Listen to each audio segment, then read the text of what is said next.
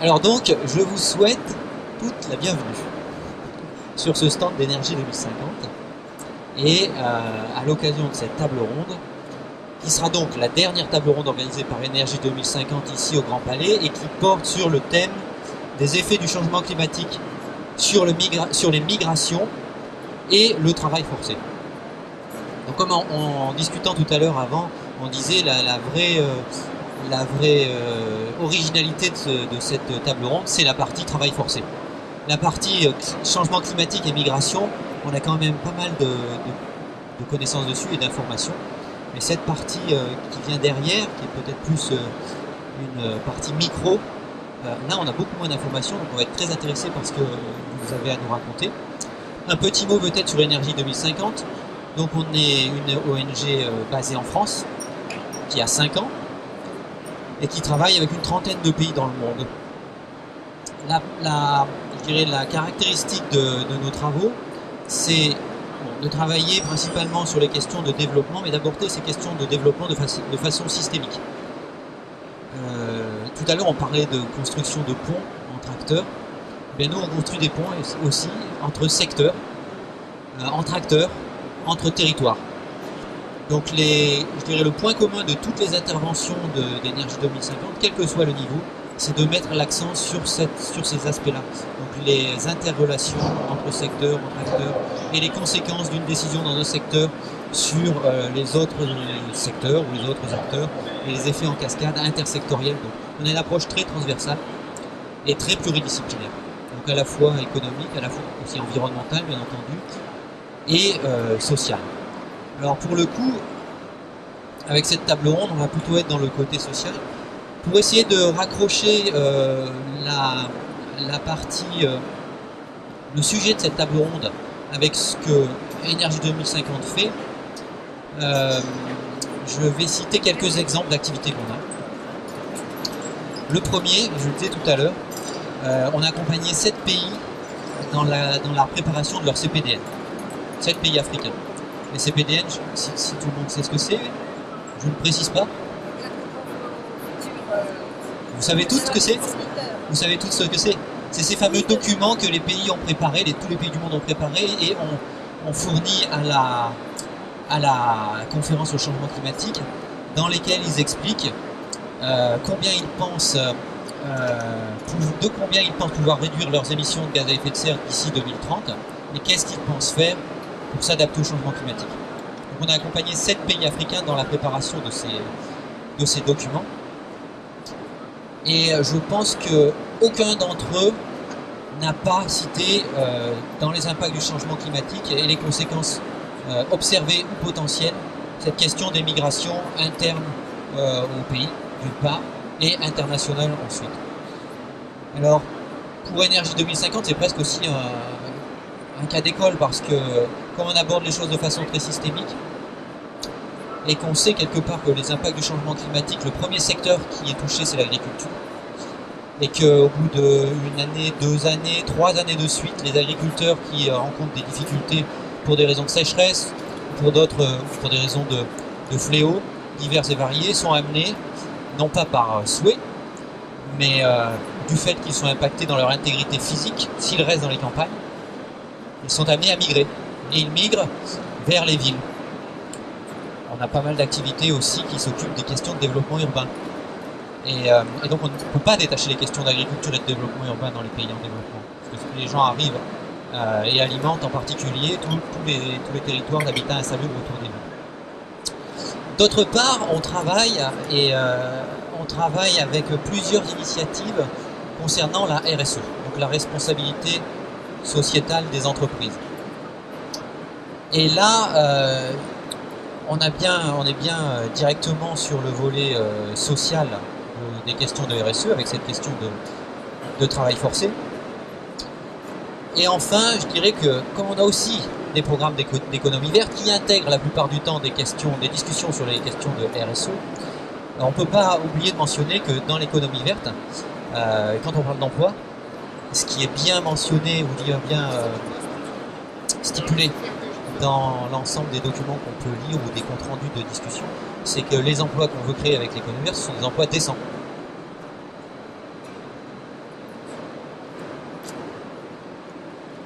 On va procéder de la façon suivante. Je vais vous laisser 5 à 10 minutes maximum pour vous présenter vous-même, présenter votre institution et parler de votre sujet. Et puis ensuite, on aura une discussion ouverte entre nous. Je pourrai vous poser des questions. Et s'il y a des gens qui nous rejoignent et qui ont des questions à poser aussi, bien sûr, on leur interdira pas le micro, bien au contraire. On commence par peut-être finalement l'initiatrice de cette table ronde, qui est un peu la voix cassée, qui s'excuse. Martine Campomal, de Ressources Humaines Sans Frontières.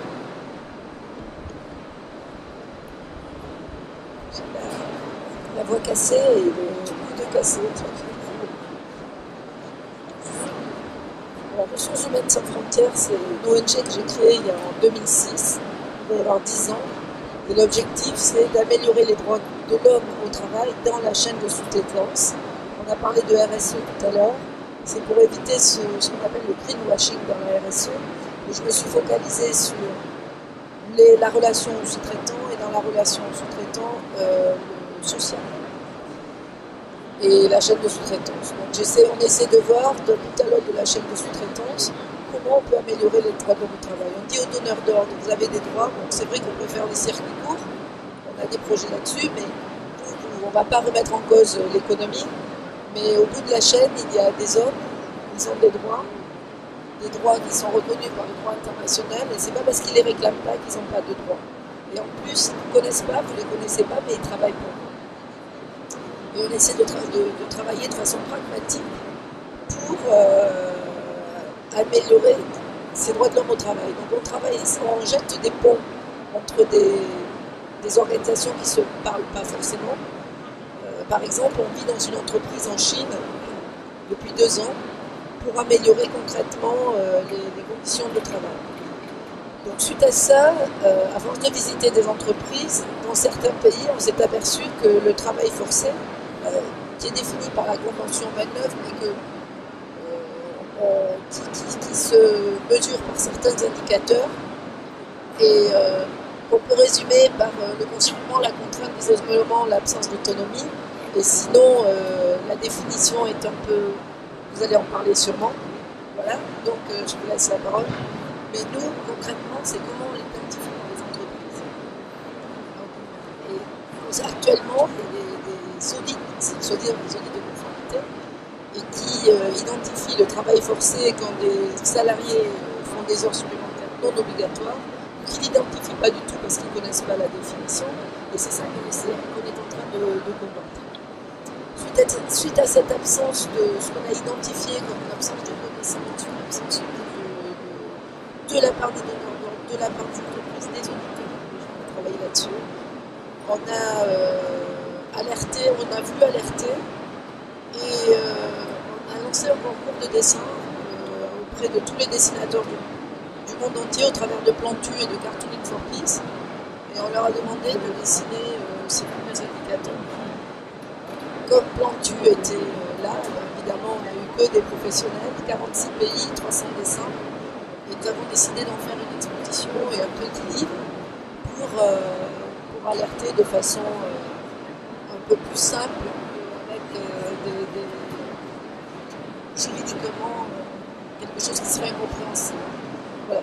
Suite à ça, nous avons réalisé un guide de bonne pratique pour les entreprises, des cartes pays pour les entreprises, qui sont à la disposition de tout le monde, parce que notre objectif c'est que tout le monde ait accès à ça. Des affiches, parce qu'on nous dit souvent que les salariés ne comprennent pas leurs droits, on ne peut pas parler toutes les langues, donc on fait des dessins et on les donne aussi à la disposition. Voilà, ce qu'on fait c'est alerte et puis on travaille en profondeur dans les entreprises. Je vais arrêter parce que j'ai la voix cassée et puis vous avez beaucoup de choses intéressantes.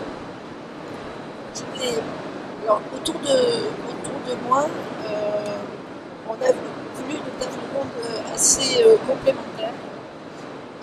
Alors vous allez vous présenter, mais c'est surtout les organisations que je vais parler. L'association Sherpa, qui est à l'origine de cette fameuse loi sur la responsabilité des entreprises multinationales, on parlait souvent. Et on aimerait bien savoir aussi quelles vont être les conséquences de la signature de la Convention protocole additionnel à la Convention 29 sur les entreprises. L'association Caritas International Secours catholique ici en France, parce que le pape aussi a un discours dont vous allez nous parler très fort sur cet impact des migrations sur le travail forcé.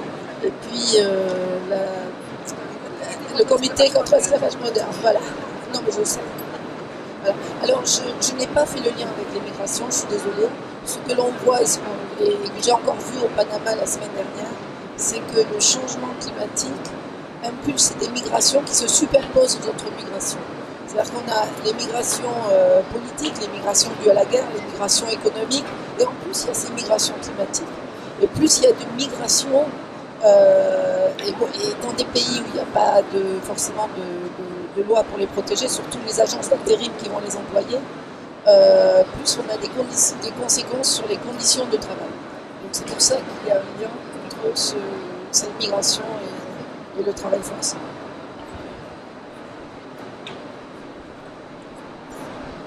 Alors on n'a pas décidé l'ordre des présentations, l'ordre de passage des speakers.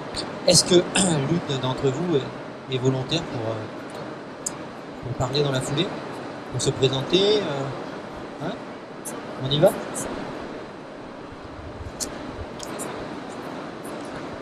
Oui, bonjour. Donc, je représente le comité contre l'esclavage moderne qui s'est créé dans les années 90 en ayant constaté qu'il y avait sur le territoire français des personnes en situation de servitude, c'est-à-dire non payées, papiers confisqués, horaires de travail exorbitants, menaces, contraintes, violences, travail dans des conditions contraires à la dignité humaine et hébergement dans les mêmes conditions. Donc à l'époque, nous étions extrêmement seuls parce que personne n'imaginait qu'à portée de métro, de RER, de TGV, dans l'immeuble d'à côté, il pouvait y avoir ainsi des femmes, c'était en majorité des femmes, dans ces situations de travail forcé, de servitude domestique et d'esclavage domestique. Donc depuis ces débuts où on nous riait quasiment au nez, donc on est toujours content de constater que par exemple le pape, depuis 2 ans, se bat contre ce genre de sujet, que d'autres associations au sein du collectif Ensemble contre la traite des êtres humains nous ont rejoints, parce qu'au début on avait vraiment l'impression qu'on était totalement rejetés. Donc depuis cette époque, le comité contre l'esclavage moderne vient en aide en France aux victimes de travail forcé, de servitude et d'esclavage par le travail, c'est-à-dire pas de traite sexuelle, pas dans les parties sexuelles.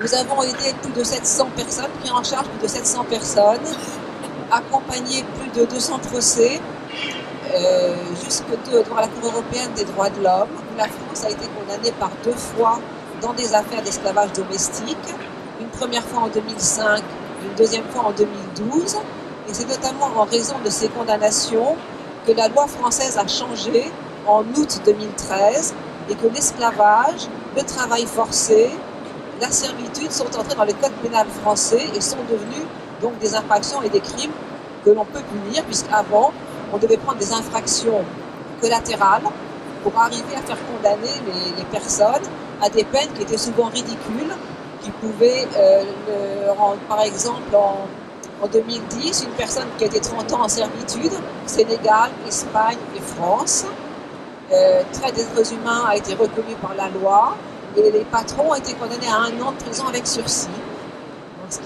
montre effectivement le problème. Alors dans quel secteur est-ce qu'on trouve effectivement ce travail forcé en France? Principalement pour nous dans la servitude domestique. C'est-à-dire que ce sont des personnes que l'on fait venir en France avec des promesses de travail, de régularisation, soit des personnes adultes, soit des enfants, 6 ans, 7 ans, soit des fillettes, soit des jeunes filles de 15-16 ans. Donc là, ce sont des promesses de scolarisation et de formation pour elles.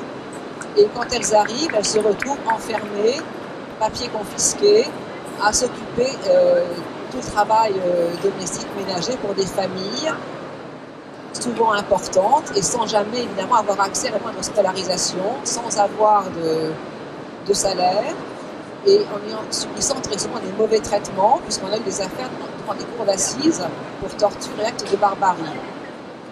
Donc voilà, ça se passe ici chez nous. Pendant très longtemps, on avait 80 à 90% des personnes qu'on accompagnait dans ces cas de servitude domestique. Et depuis quelques années, en fait, on voit maintenant arriver chez nous des hommes qui sont dans des situations de travail forcé, alors dans des très petites entreprises, dans le monde agricole, dans l'artisanat, dans les services, dans des garages, évidemment dans le bâtiment. Et donc on voit chez nous monter effectivement ce genre de mauvaises pratiques qui arrivent jusqu'à nous, ce qui est très compliqué parce que nous pensons que nous, les personnes qui arrivent jusqu'à nous, c'est une chance, elles ne peuvent pas venir toutes seules, il faut que quelqu'un les voit, les identifie, repère ce qui leur arrive et nous appelle.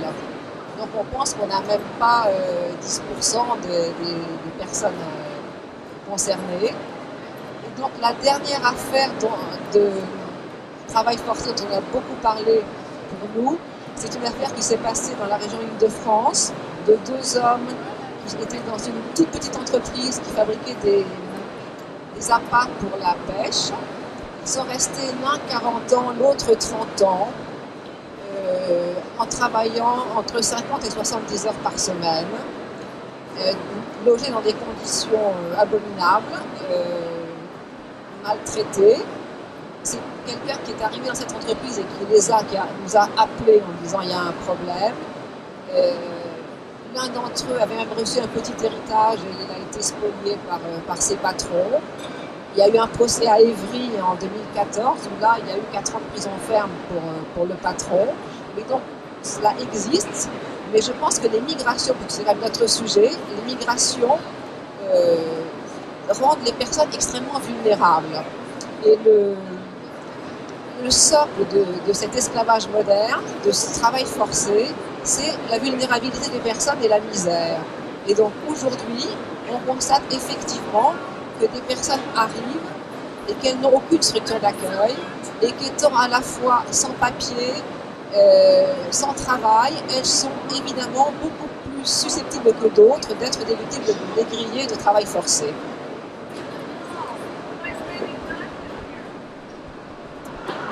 Merci bien pour ces explications. Je pense qu'avant de revenir à un point de vue plus par le prisme de l'entreprise, on va prendre le témoignage de Madame Elisabeth Lafaille du Secours catholique qui va nous exposer le point de vue exprimé par le pape récemment, qui est particulièrement innovant en tous les cas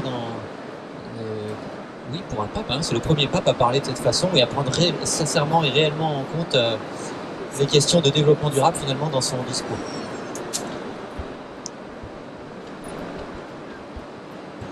Bonjour, je suis Elisabeth Lafaille. Je suis engagée au Secours catholique dans une mission qui est la mission de lutte contre la traite des êtres humains, donc qui est partie prenante du Secours catholique Caritas France. Le Secours catholique donc appartient au Caritas. Donc dans de très nombreux pays, il y a ce que l'on appelle donc, ce réseau de Caritas qui sont indépendantes les unes des autres, mais vivent en réseau. Et puis il y a au-dessus donc Caritas Internationalis, qui est donc l'organisme qui rassemble ces différentes Caritas. Mais ce qui est important déjà, c'est que chacune œuvre dans son pays de manière indépendante des autres. Alors on m'a demandé de parler de la position du pape François, qui en juin 2015 donc, a sorti cette encyclique qui a étonné donc, plus d'une personne, même étrangère, et surtout étrangère aussi à l'Église. Alors qu'est-ce qui pouvait donc étonner, et puis c'était aussi une encyclique attendue puisque la COP21 s'approchait.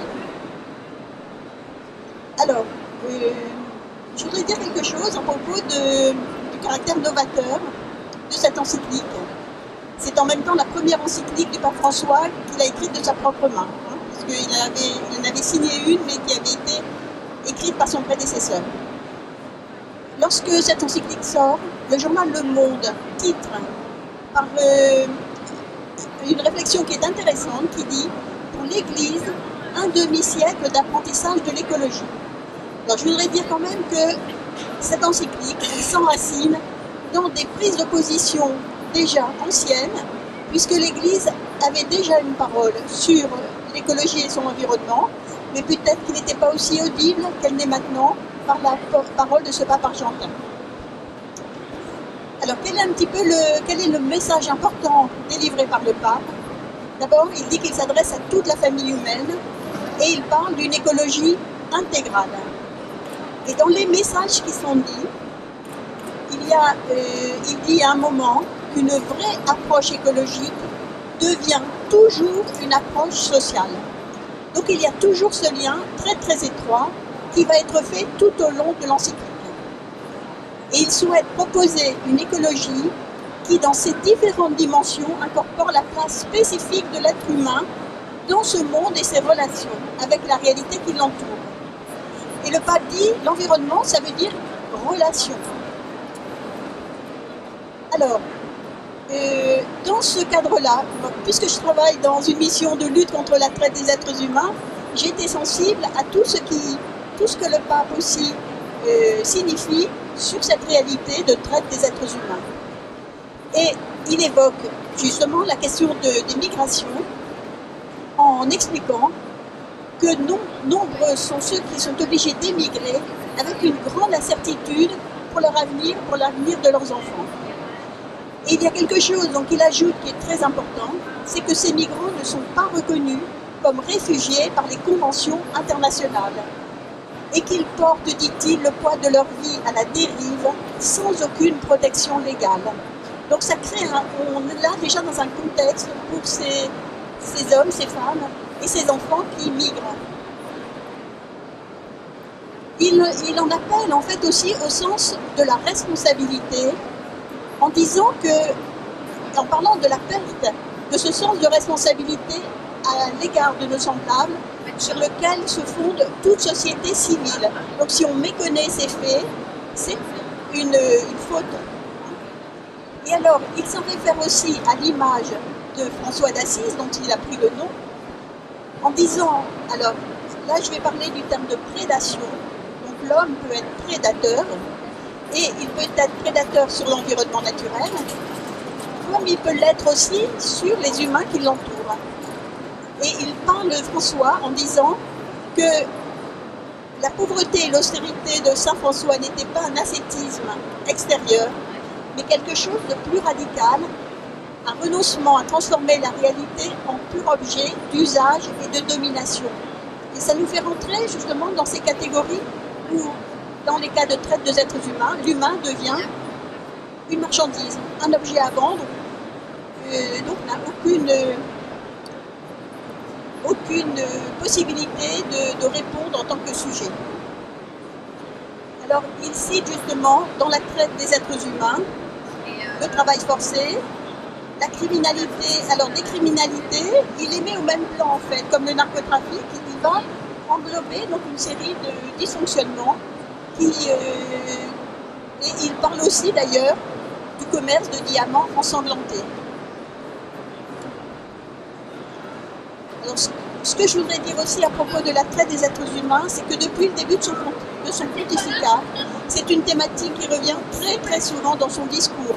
Je pense que son expérience en Argentine, très proche en fait, c'est un pasteur très proche des populations, il va non seulement en parler, mais aussi il va organiser un certain nombre de rencontres importantes dans lesquelles le Secours catholique a été présent aussi, autour de ces thématiques, entre autres, des personnes de la rue et des personnes en déplacement sur les routes, en particulier les femmes et les enfants. Donc il invite à toute une pastorale, je prends un langage de l'Église, pour traiter de ces questions-là. Voilà. Alors le Secours catholique, on se retrouve complètement dans cette approche, puisque là encore, c'est une approche qui innerve en fait tout le travail du Secours catholique depuis des décennies. Et sur le terrain, bien sûr, et dans les Caritas, ces questions de changement climatique sont déjà très importantes. Je pense au Bangladesh, par exemple, avec la salinisation des terres. Et il y a des projets, il y a toute une série de projets qui concourent justement, à limiter les migrations et deux, aussi à avoir un regard sur ces migrations, sur ce qui se passe. Une dernière chose, alors le Secours catholique est membre d'un collectif dont fait partie le CCEM, alors qui s'appelle donc le collectif Ensemble contre la traite des êtres humains. Le Secours catholique coordonne ce collectif qui réunit aujourd'hui 25 associations qui sont engagées à des titres divers dans ce terrain de la lutte contre la traite des êtres humains. Voilà, j'aurais d'autres choses à dire, mais parce qu'il y a beaucoup de choses qui se font au niveau institutionnel, au niveau des plaidoyers, dans la mesure où c'est la reconnaissance de la réalité de la traite des êtres humains est relativement récente. Il a fallu attendre 2000 pour qu'une convention internationale inscrive ça dans les lois internationales et qu'ensuite, peu à peu, cela rentre. Alors c'est rentré d'abord dans la législation européenne et ensuite en Europe, par exemple, les États doivent se mettre en conformité. La France s'y est mise en 2013-2014 et c'est pas terminé. Voilà. Je vais arrêter là, je vais passer la parole à Félix. Oui, je voudrais juste donner en fait la définition légale du travail forcé, ce que j'ai omis de faire tout à l'heure. Donc, puisque c'est l'article 225-14-1 du Code pénal, le travail forcé est le fait, par la violence ou la menace, de contraindre une personne à effectuer un travail sans rétribution ou en échange d'une rétribution manifestement sans rapport avec l'importance du travail accompli. Il est puni de 7 ans d'emprisonnement et de 200 000 € d'amende. On y ajoute la réduction en servitude, qui est le fait de faire subir de manière habituelle l'infraction de travail forcé de traite à une personne dans la vulnérabilité où l'état de dépendance sont apparents et connus de l'auteur. Elle est punie de 10 ans d'emprisonnement et de 300 000 € d'amende. Voilà, les définitions légales sont là.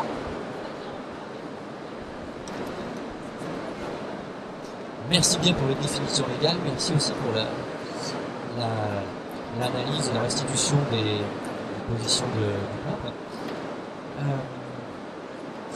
Je vais maintenant donner la parole à Sandra Cossard, qui a une double casquette, l'association Sherpa et l'association RSE-POD, avec qui par ailleurs Énergie 2050 a d'autres activités. Et donc là, ce qu'on va entendre, c'est un point de vue plutôt selon le prisme des entreprises, et peut-être vous allez nous parler de cette fameuse nouvelle loi RSE. Donc j'ai en effet deux casquettes. La première, c'est justement du conseil d'administration de RSE et PED, qui est une plateforme d'information sur les questions de responsabilité sociale et environnementale des entreprises. Et c'est une plateforme qui se veut multipartite et une plateforme qui se veut de dialogue et d'engagement sur ces questions-là. C'est un site d'information, en fait une mine d'information. Il y a plus de 11 000 références qui a été créé dès 2006 et qui est un site d'information gratuit, essentiellement aussi à destination des pays du Sud, qui fait des webinaires, dont l'objectif aussi est de renforcer la capacité des structures locales et des associations locales pour faire le pendant avec les entreprises. Voilà. Donc, on a fait aussi un webinaire sur le travail forcé avec RH sans frontières. Et par ailleurs, j'ai l'autre casquette de Sherpa, qui est une association de juristes et d'avocats. Je suis avocate moi-même. Et qui travaille sur l'impunité des multinationales, qui utilise le droit à cet effet.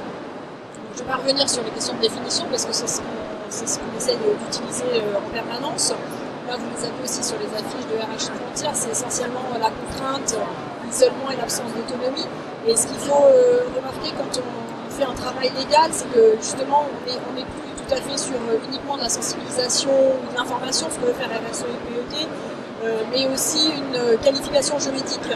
On n'est plus dans le name and shaming, mais on est dans vraiment l'analyse de faits, de témoignages, de données, pour pouvoir faire une qualification et transmettre ça aux juridictions françaises.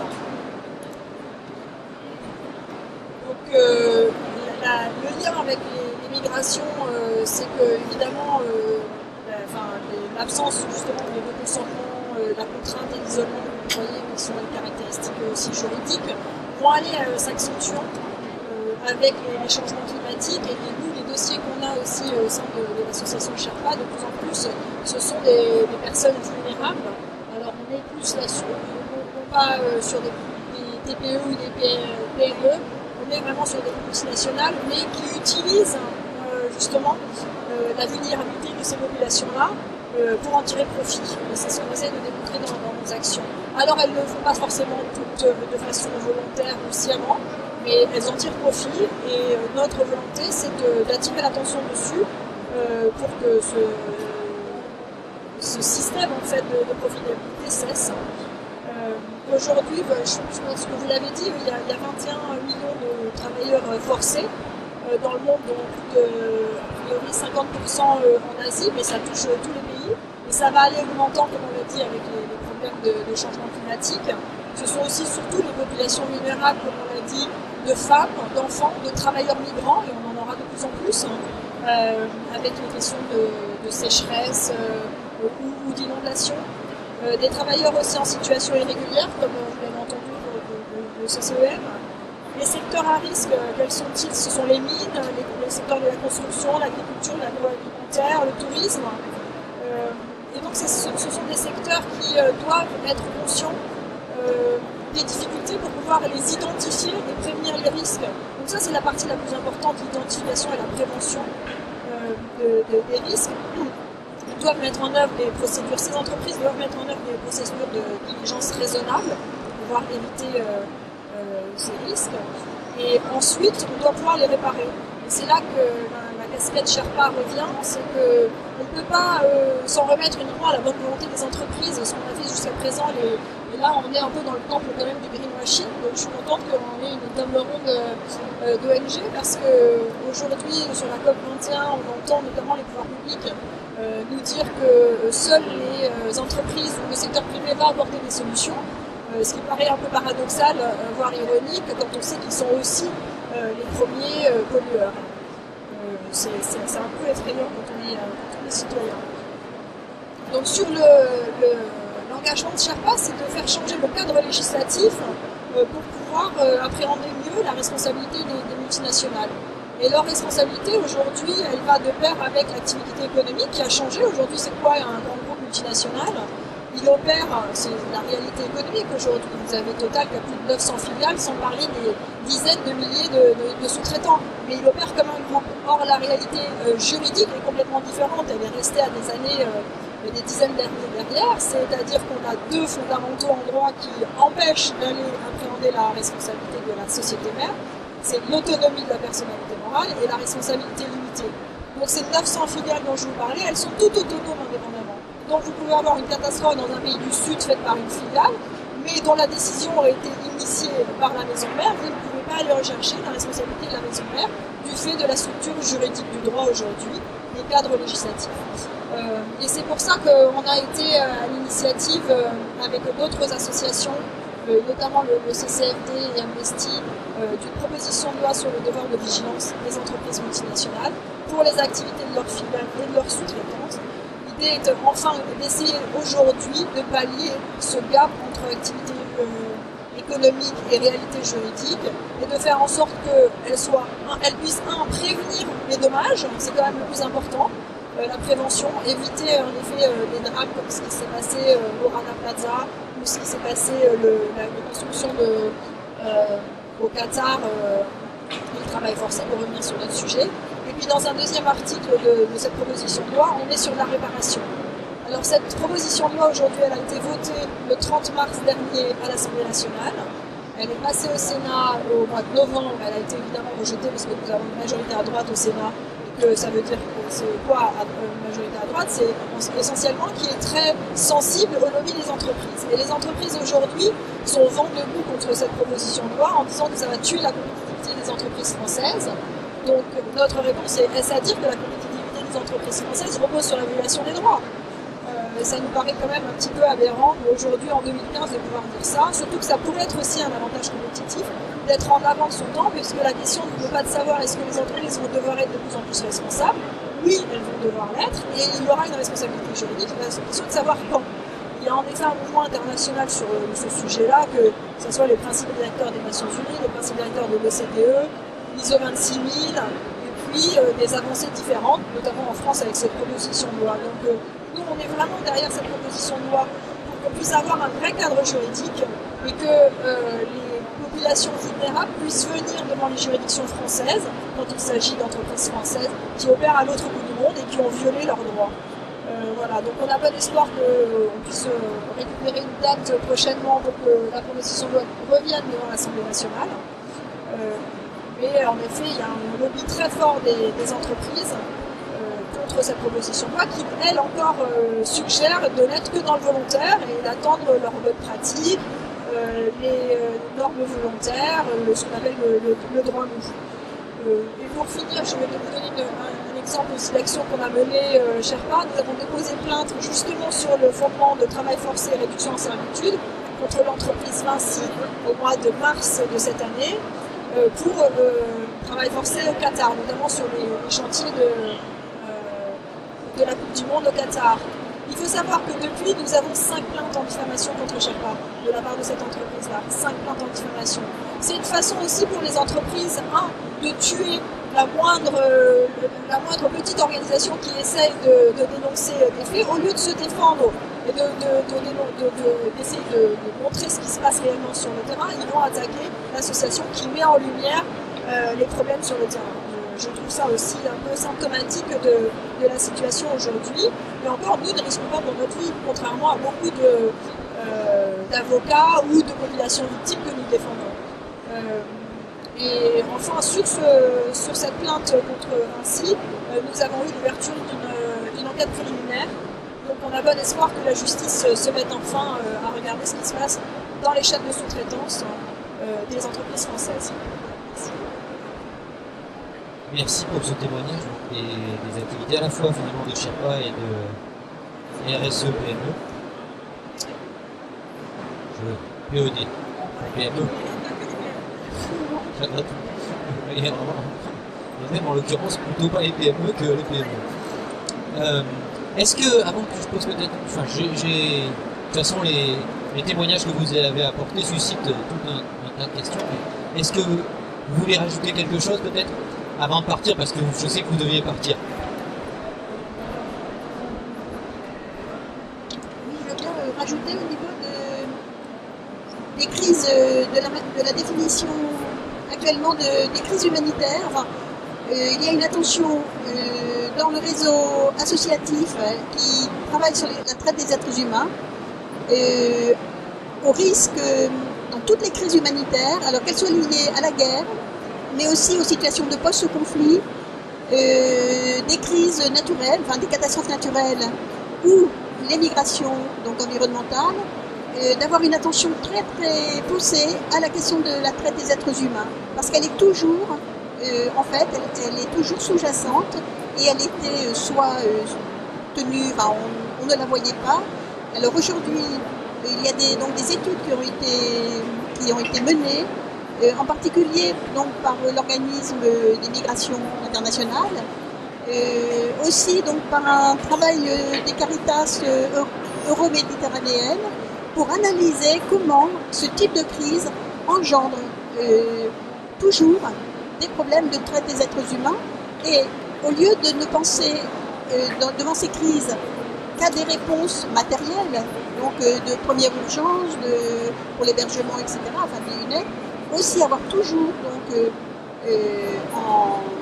dans le viseur en fait cette réalité-là, donc des populations vulnérables qui vont se retrouver par différents processus embarqués dans des réseaux ou dans des systèmes de traite des êtres humains. Alors, que ce soit les femmes, la traite à des fins d'exploitation sexuelle, les enfants qui sont amenés lorsqu'il y a beaucoup de réfugiés, qui sont amenés donc à être mis au travail alors que là où ils étaient ils allaient à l'école. Donc on va trouver un ensemble de trafic d'organes, etc. On va avoir, donc ça ce sont des études qui sont très importantes en ce moment pour essayer de faire avancer cette prévention, puisqu'il faut une prévention. Et ensuite aussi sur le terrain, savoir comment répondre à ce genre de menace qui est bien réelle. Moi, ce que je voudrais juste ajouter, c'est qu'en fait, j'ai abordé rapidement un tableau pour donner la situation française Parce qu'il faut bien, quand on parle de ces problèmes de migration, voir que notre pays n'est pas à l'abri et qu'on ne peut pas uniquement dire qu'il se passe des choses très loin qui sont épouvantables, de rappeler quand même que le travail forcé rapporterait aux gens qui en profitent plus de 150 milliards de dollars par an, que c'est le troisième source de revenus après la drogue et les armes. Donc ce n'est pas une petite chose, c'est un des phénomènes les plus importants du XXIe siècle. Et qu'en fait, effectivement, depuis les années 90 et les débuts des années 2000, on assiste à une explosion quand même, de ce travail forcé. Il a toujours existé de manière endémique, mais aujourd'hui,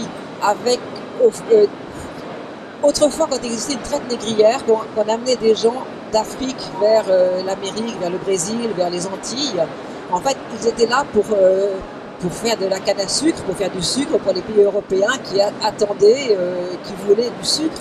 Et les Européens ne se posaient pas la question de savoir comment ce sucre avait été préparé, qui l'avait fait. Alors aujourd'hui, de la même manière, on a énormément de produits qui sont fabriqués dans ces pays où il y a des travails forcés et qui arrivent dans nos pays à très bas prix. Et de la même façon, les gens ne se posent pas la question de savoir dans quelles conditions ces objets ont été manufacturés, ces tissus ont été tissés, ces vêtements ont été cousus. Et je pense qu'il y a une prise de conscience importante à avoir aujourd'hui.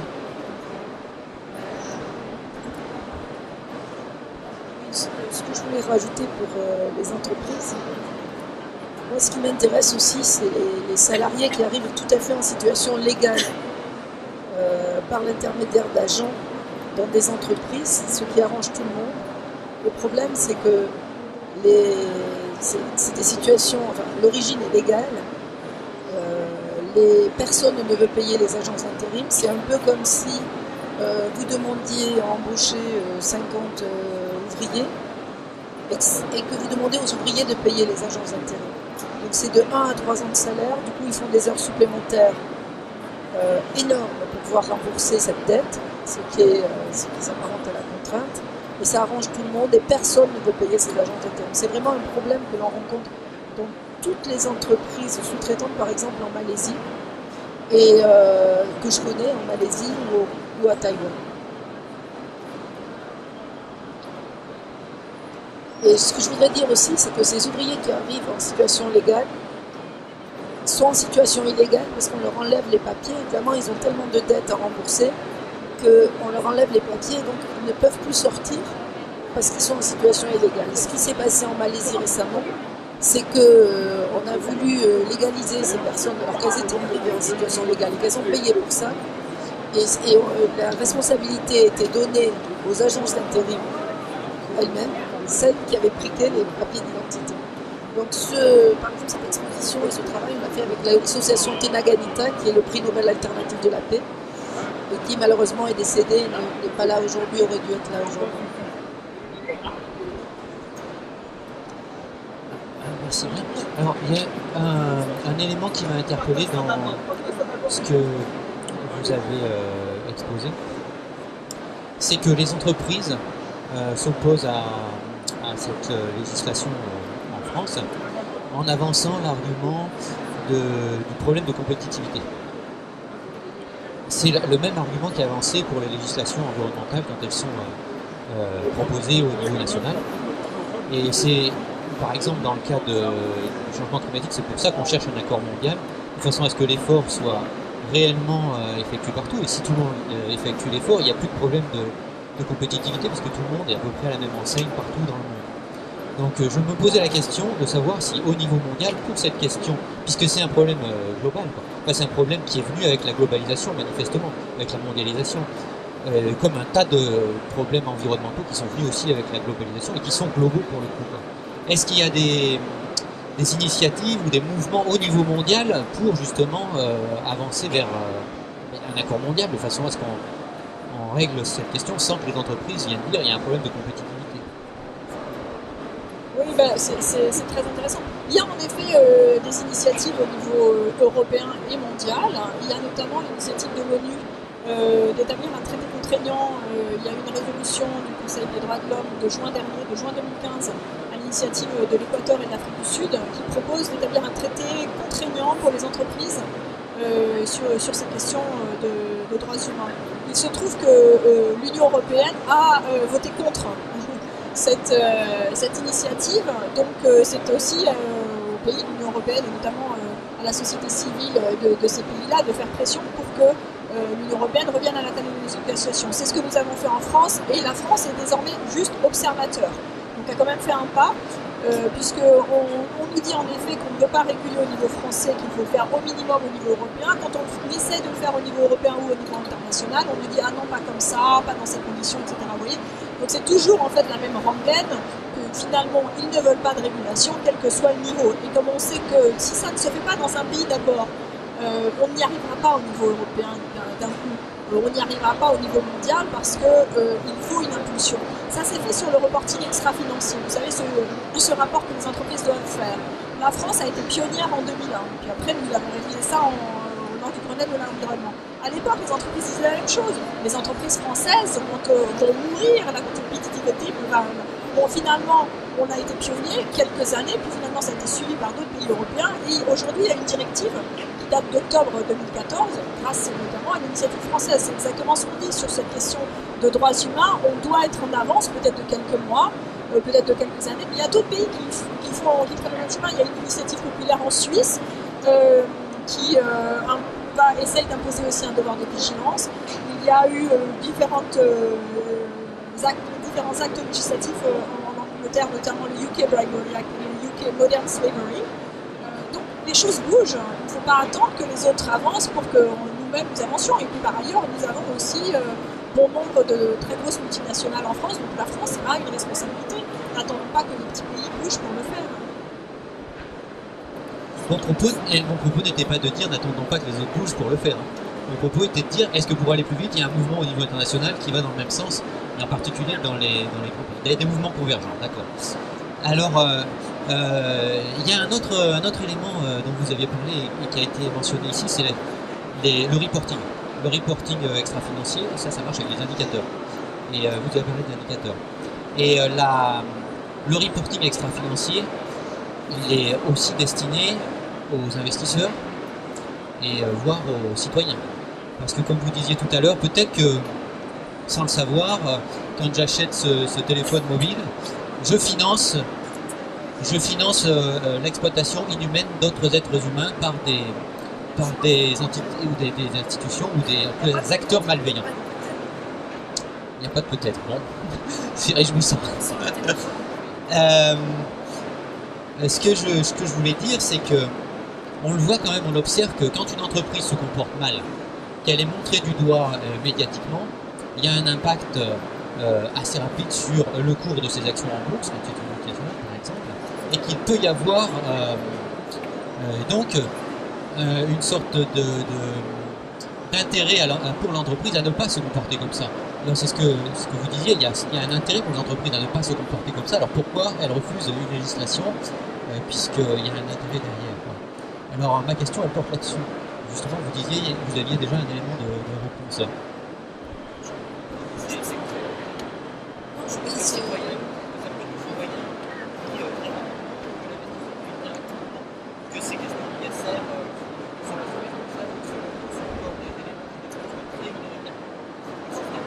Je pense que ça influence très fondamentalement le système. Et le nombre de shows, de reportages qui existent et qui montrent du doigt des entreprises et qui n'impactent absolument pas les entreprises. Ceci dit, il n'y a pas que les entreprises multinationales. Il y a pas mal d'entreprises qui sous-traitent aussi et qui sous-traitent leurs risques. Donc on ne le rencontre pas qu'avec les entreprises multinationales. Il se trouve que les PME sont souvent des sous-traitants des multinationales qui elles-mêmes doivent serrer le prix et donc ils vont sous-traiter et on ne finit plus. Moi je rencontre parfois des entreprises qui ont une belle politique RSE et qui disent à leurs sous-traitants bon, vous êtes trop cher, vous allez maintenant vers la Chine. Les sous-traitants même eux ne comprennent pas. L'autre problème c'est que on parle de droits de l'homme, de travail forcé, de travail des enfants, mais personne ne connaît les définitions. Franchement, quand vous avez, même le donneur d'ordre ne connaît pas. Les auditeurs me demandent parfois, mais c'est quoi votre définition du travail forcé? C'est des auditeurs qui vont auditer ça. Et quand vous regardez les analyses des rapports, vous regardez en Asie, il n'y a pratiquement pas de travail forcé. En Asie.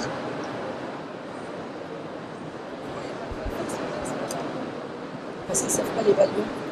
Moi, je suis allée dans une entreprise où on était avec Joël, d'ailleurs, de la CEPD, toutes les deux. Et 80% de la force de travail était en situation de travail forcé. Alors, c'est 80%. Mais c'était ce que vous disiez tout à l'heure. Elle n'existe pas. Ce n'est pas des permanents, c'est des saisonniers, c'est des temporaires. Ils n'existent pas dans les papiers. Donc les auditeurs ne les regardent pas.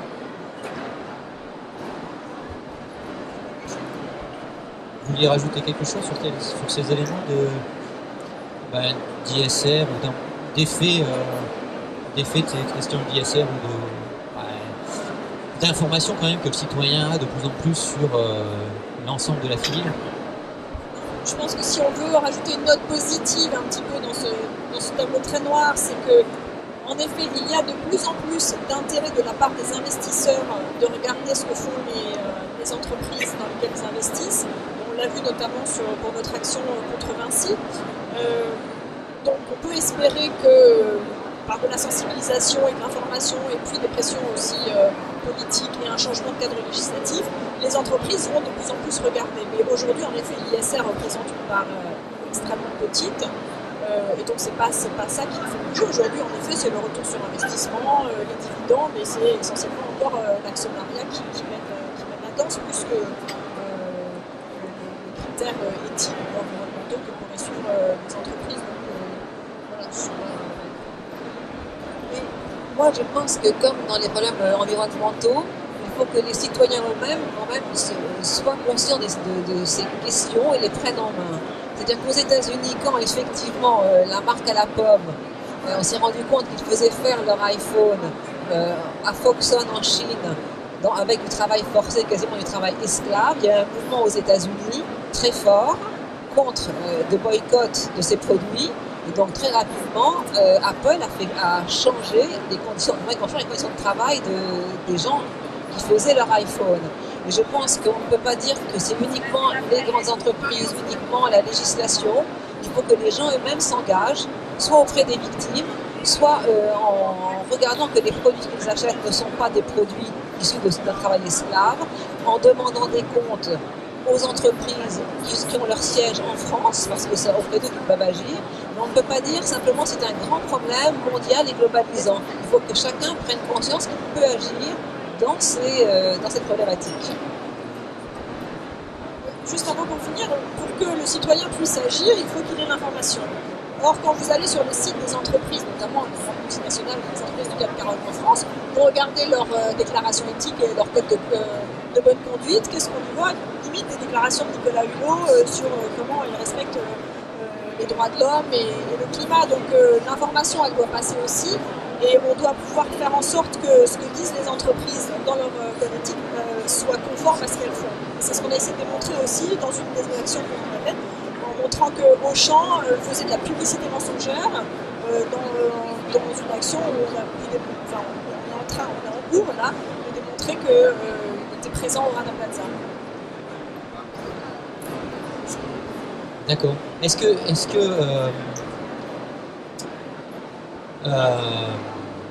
Martine, vous avez aussi un petit mot de la fin à rajouter? Les consommateurs, oui, ils sont responsables aussi parce qu'ils sont salariés eux-mêmes et qui peuvent pousser leurs syndicats, qui eux-mêmes peuvent faire quelque chose pour remonter la chaîne de sous-traitance, mais ils n'ont pas forcément les outils. Sur le travail forcé, il va y avoir sur notre site il y a un guide gratuit à destination des consommateurs, des syndicats et des entreprises. Ils ont un tas d'outils pour détecter les mensonges aussi, mais aussi pour pousser leurs entreprises. Mais il faut les aider à poser les bonnes questions. Il faut les aider à poser les bonnes questions. C'est pas évident de poser les bonnes questions. Et c'est pas sur les sites des entreprises qu'on les trouvera. Donc il faut les aider à poser des bonnes questions. Et on est aussi employeur. Quand on fait construire une maison et qu'on est content d'avoir quelqu'un d'étranger qui fait payer uniquement 40 € la journée, c'est que quelque part on n'a pas payé totalement ce qu'on aurait dû.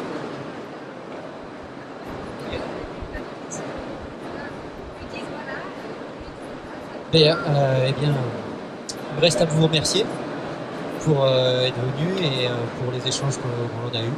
Et je ne suis pas déçu. Je pense que c'était vraiment une table ronde originale et franchement ici, en tous les cas au Bourget, j'ai entendu personne parler de ces questions de cette façon et avec cette franchise. Merci bien.